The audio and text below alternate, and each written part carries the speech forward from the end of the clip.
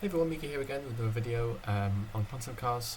We've moved away from Fusion in this video. I mentioned in the rendering video that I would do a video about Twinmotion at some point. I found time to do it now and I thought, why not, let's do it. So in our Fusion rendering I did mention that there are slightly better ways of doing renders in terms of the quality. Twinmotion is amazing and it's a free software, so I thought if possible for some students it'd be great for you to have a look at it and get your hands on it and use it for some renders. So, how does Twinmotion work? It's a bit like a game engine. It is a game engine. It works similarly to Unreal Engine, except it hasn't got as many features in terms of lighting and stuff, so it's quite easy to work with. What we'll do in this case to make it a bit easier is use a template, and let's use one of the transportation templates, and I'll stick to the Iceland one this time. I like my favourite one so far. So let's click on it, download it. Obviously, in your case, when you open it, it should port us into the environment.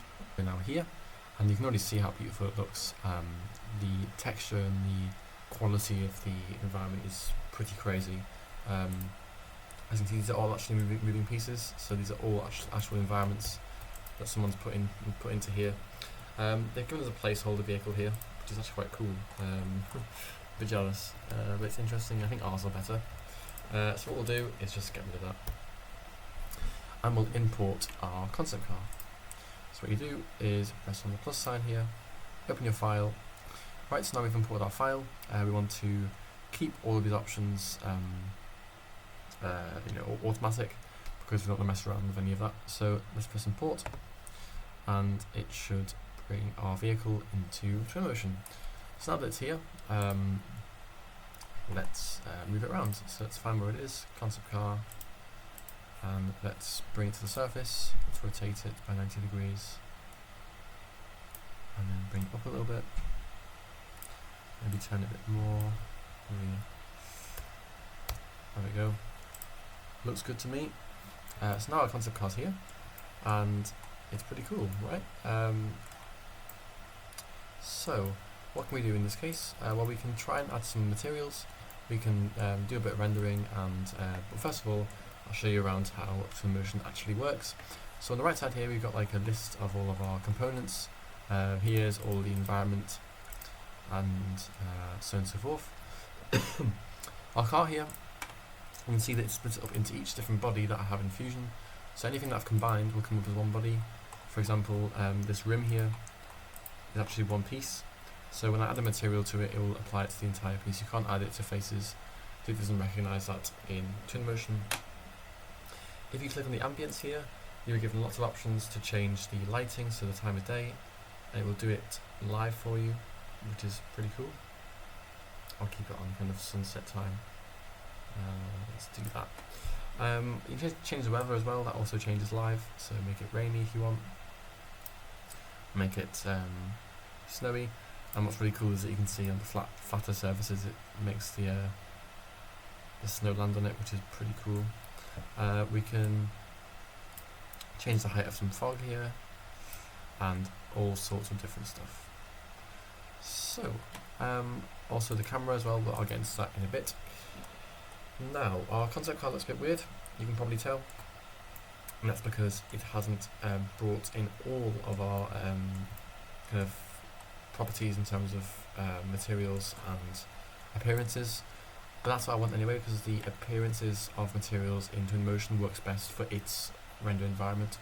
So what we're going to do is on the left side, go onto the library, and then start selecting your materials. I'll select some aluminium for the rims.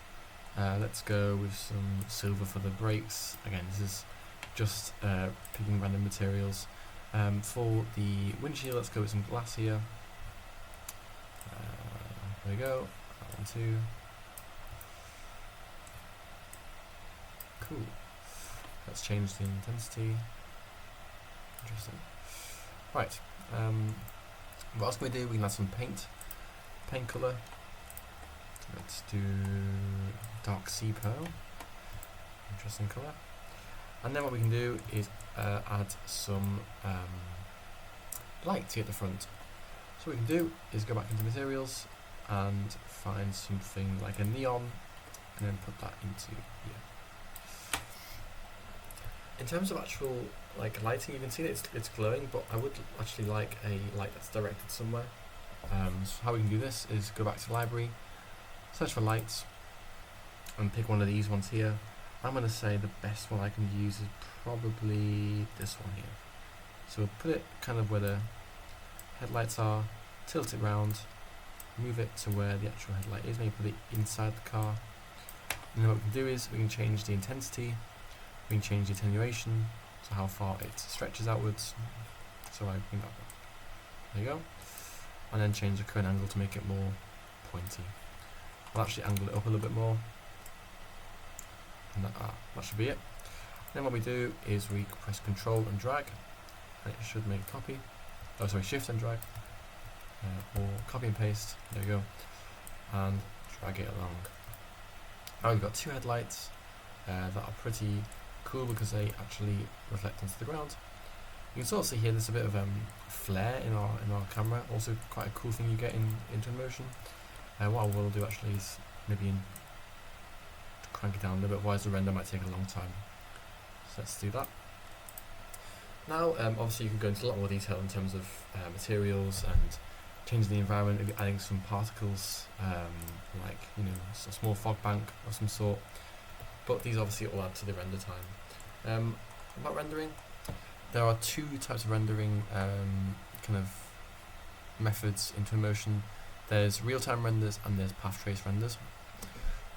Path trace renders take longer because they actually track each light path and reflections. And if I click on here, you can actually get an idea of what that looks like, a bit like Confusion, and you can see the colours and the lighting especially comes out a lot more in path tracing. So after getting an idea of how it looks, I think I'm ready now to do a full render. So what do I do?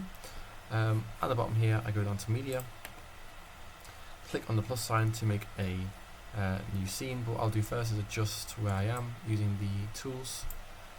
Maybe go more to the light.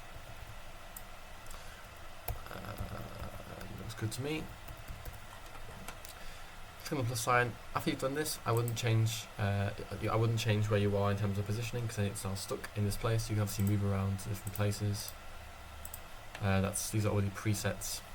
Let's change the lighting, possibly. Let's do that. Maybe change the position from where the light is coming from. Let's go for there. And then maybe a bit more fog. What else can we do? Add some wind maybe.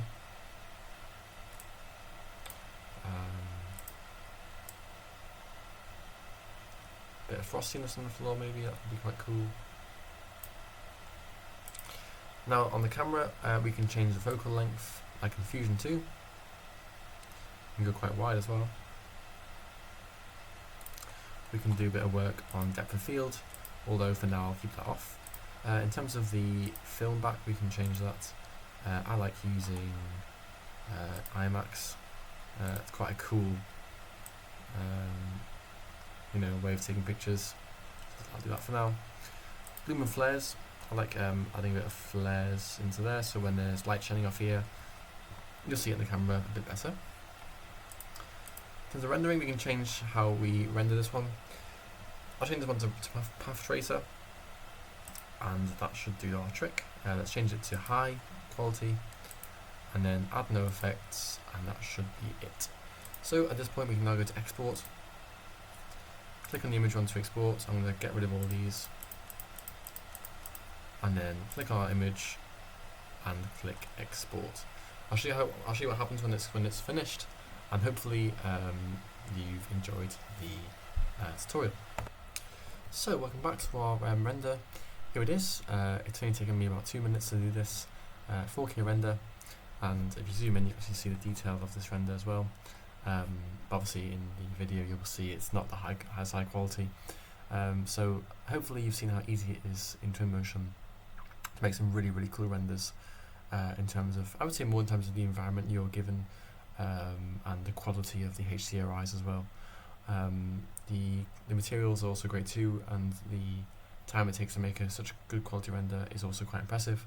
So hopefully, if you have the ability to do this, you have fun with it, and hopefully it's worthy of your time and you can show off your models.